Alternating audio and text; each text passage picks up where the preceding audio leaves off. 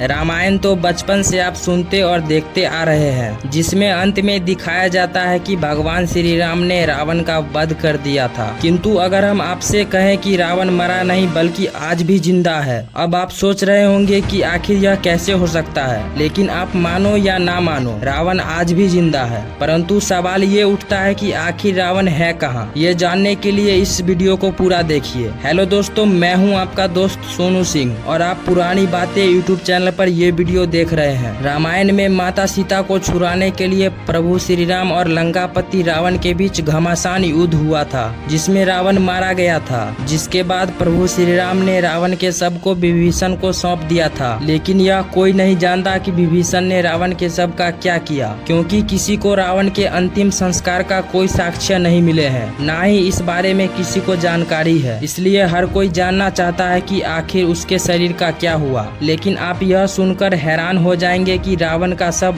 आज भी सुरक्षित रखा गया है। भले ही यह बात आप ना मानो, पर आज हम आपको कुछ ऐसे सबूत दिखाने जा रहे हैं जिसके दम पर आप यह मान सके कि रावण आज भी जिंदा है। अगर माने तो श्रीलंका में रावण के होने के सबूत मिले हैं। श्रीलंका के रामायण अनुसंधान कमेटी का दावा है कि उन्हें श्रीलंका के जंगलों के बीच एक गुफा में एक शव मिले हैं। करीब 8000 फीट ऊंचाई पर बने इस गुफा में रावण पूजा पाठ और यज्ञ भी किया करते थे। इसी गुफा में रावण की मम्मी रखी गई है। जिस ताबूत में रावण के शव को रखा गया है उसकी लंबाई 18 फीट और चौड़ाई 5 फीट है। रावण के शव के ऊपर एक खास तरह का लेप लगाया गया है, जिस वजह से कई हजार साल बीत जाने के बाद भी उसका शरीर बिल्कुल वैसा का वैसा है। लेकिन घने जंगल और खूंखार जानवर होने की वजह से कोई भी इस गुफा के अंदर नहीं जा पाया। लंका विजय के बाद भगवान राम ने लंका समेत रावण का शव विभीषण को सौंप दिया था। लेकिन सत्ता संभालने की जल्दबाजी में वे रावण का अंतिम संस्कार करना ही भूल गए और सबको वैसे ही छोड़ दिया। कहा जाता है कि इसके बाद राक्षसी कबीले के लोग रावण के शव को अपने साथ ले गए, क्योंकि उनका ये मानना था कि लंकापति रावण फिर से जिंदा होंगे, और उन्होंने सबको उस गुफा में ले गए जहां रावण यज्ञ किया करते थे। राक्षसों ने रावण को जिंदा करने की बहुत कोशिश की, पर वे असफल रहे। आखिर वे उन्होंने सबको मम्मी बनाने का फैसला किया और उन्हें ये उम्मीद थी कि रावण एक दिन जरूर जिंदा होंगे। इसलिए वे रैंगला के जंगलों में उसी गुफा के अंदर रावण के शव को इस तरह सुरक्षित रखा कि सालों साल तक सब वैसा का वैसा रहे। हिंदू मान्यताओं के अनुसार रावण त्रेता युग का सबसे शक्तिशाली राजा था। उसे अपनी ताकत का बहुत ज्यादा घमंड था, जो आखिरकार उसे ले डूबा। घमंड की वजह से रावण ने प्रभु श्री राम की पत्नी माता सीता का हरण किया। लाख समझाने पर वह नहीं माना, तो भगवान राम और रावण के बीच भयंकर युद्ध हुआ। रावण के पास बहुत शक्तिशाली सेना थी, इसके बावजूद अहंकार की वजह से रावण मारा गया। इस बात की प्रमाण आज भी श्रीलंका में देखे जा सकते हैं। रावण ने जिस जगह पर माता सीता को हरण करके रखा था, उसके पास एक झरना है, जहाँ की चट्टानों पर अभी भी हनुमान जी के पैरों के निशान देखने को मिलते हैं। कुछ लोगों का कहना है कि रावण कलयुग में फिर से कली पुरुष द्वारा जिंदा कर दिया जाएगा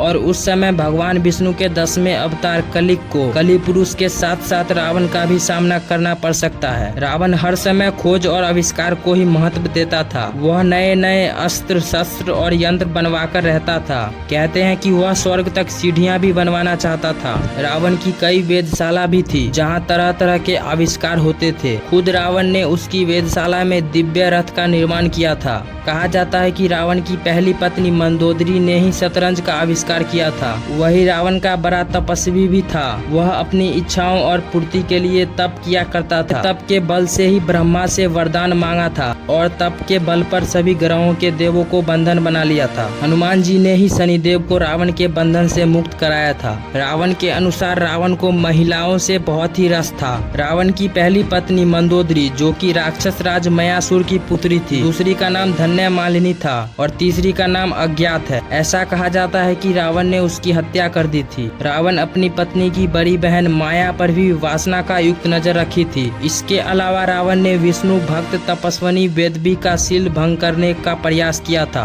जिसके चलते उन्होंने अपनी देह त्याग दी और रावण को श्राप दिया कि एक दिन स्त्री के कारण ही तेरी मृत्यु होगी। मान्यता अनुसार उस युवती ने सीता के रूप में जन्म लिया था। रावण में लाख बुराइयां थी, पर फिर भी उसने माता सीता के साथ कुछ गलत नहीं किया। आपने यह बात जरूर सुनी होगी, पर इसकी सच्चाई कुछ और ही है। रावण के अनुसार विश्व विजय करने के लिए जब रावण स्वर्ग लोक पहुंचा, जहां उसे रंभा नाम की अप्सरा दिखाई दी, उसने उसने कामतुर होकर रंभा को पकड़ लिया। तब अप्सरा रंभा ने कहा कि आप मुझे इस तरह से स्पर्श ना करें, मैं आपके बड़े भाई कुबेर के बेटे नल कुबेर के लिए आरक्षित हूँ। लेकिन रावण ने उसकी बात नहीं मानी और रंभा से दुराचार किया। यह बात जब नल कुबेर को पता चली, उसने रावण को श्राप दिया कि आज के बाद रावण बिना किसी स्त्री की इच्छा के उसको स्पर्श नहीं कर पाएगा, और यदि करेगा तो उसका मस्तिष्क 100 टुकड़ों में बट जाएगा। यही असली वजह थी कि रावण कभी भी माँ सीता को स्पर्श नहीं कर पाया। यहाँ तक कि जब रावण ने माँ सीता का अपहरण कर श्रीलंका लेकर आया तो रावण की पत्नी मंदोदरी ने बार बार रावण को चेतावनी दी थी कि सीता जी को राम को लौटा दो, अन्यथा हमारे कुल का विनाश होगा,